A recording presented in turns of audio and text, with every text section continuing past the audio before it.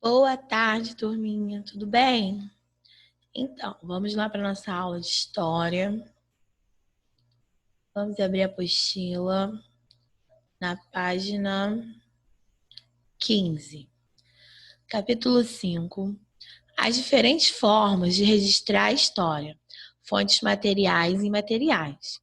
Na aula passada, nós aprendemos sobre as diferentes formas de registrar a história, né? Mas com fontes históricas, que poderiam ser nossos documentos pessoais para registrar nossa história, com relação à história do mundo, da sociedade, das cidades. A gente poderia contar com fotos, com pinturas, né? com relatos, com esculturas, com construções, não é verdade? Então, agora nós vamos ver esses tipos de fontes históricas. Elas podem ser materiais ou imateriais. Vamos lá? Então, vamos fazer a leitura aqui. Como vimos anteriormente, os documentos de que necessitamos no dia a dia, como a identidade, a certidão de nascimento, a carteira de trabalho e de vacinação, são considerados fontes históricas, pois eles contêm informações e dados importantes sobre cada indivíduo, e a partir deles podemos conhecer parte da história de alguém. Porém, não são somente esses documentos oficiais produzidos por órgãos do governo que são considerados fontes históricas. Diversos registros da vida humana são fontes históricas e podem ser de diferentes tipos. Cada um de nós pode produzir uma fonte histórica e muitas vezes não nos damos conta de que estamos produzindo essas fontes. Por exemplo, um desenho que você fez na aula sobre o passeio que fez no fim de semana é uma fonte histórica, pois ele contém informações do seu passado e das coisas que você gosta ou que costuma fazer com sua família ou amigos. De maneira geral, as fontes históricas são divididas em dois grandes grupos, de acordo com a sua forma: fontes materiais e fontes imateriais. E elas ainda podem ser classificadas como escritas e não escritas. As fontes escritas podem ser jornais, revistas, anotações, documentos oficiais. As não escritas podem ser músicas, esculturas, objetos, fotos, vídeos, filmes, pinturas e entrevistas. As fontes escritas são jornais, revistas, documentos pessoais impressos.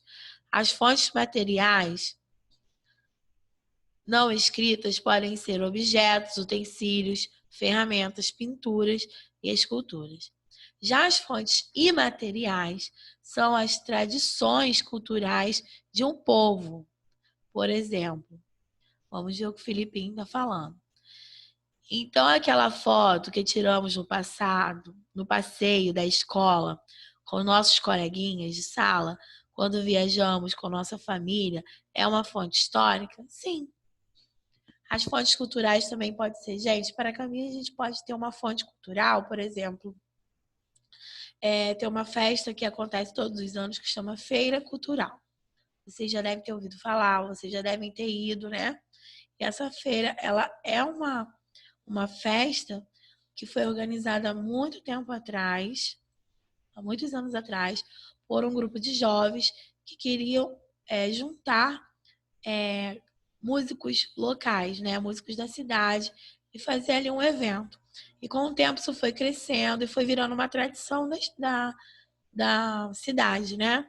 E hoje em dia, né, a feira cultural acontece e vem artistas de fora, mas também tem artistas locais, tem artesanato, dança, né? Tem muitas coisas legais. Então, isso também é um documento, é um registro histórico. Vamos lá. Aqui nós temos, uma carta, é uma fonte escrita e material. Uma entrevista é uma fonte oral, porque só fala, né? E imaterial. Aqui a gente já conhece o quadro da Mona Lisa, não é verdade? Já até sabemos quem foi o pintor dela, que foi o Leonardo da Vinci. ela também é uma fonte não escrita, porque não tem nada escrito, e material.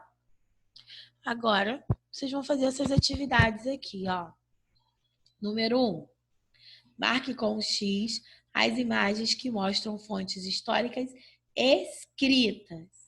Esse jornal antigo é uma fonte histórica escrita? E essa pintura? A certidão de nascimento é uma fonte histórica escrita? E a construção da antiguidade?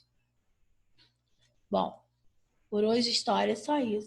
Eu vou deixar algumas fotos da cidade de Paracambi, antigamente, para vocês poderem verem também, tá? Beijinhos.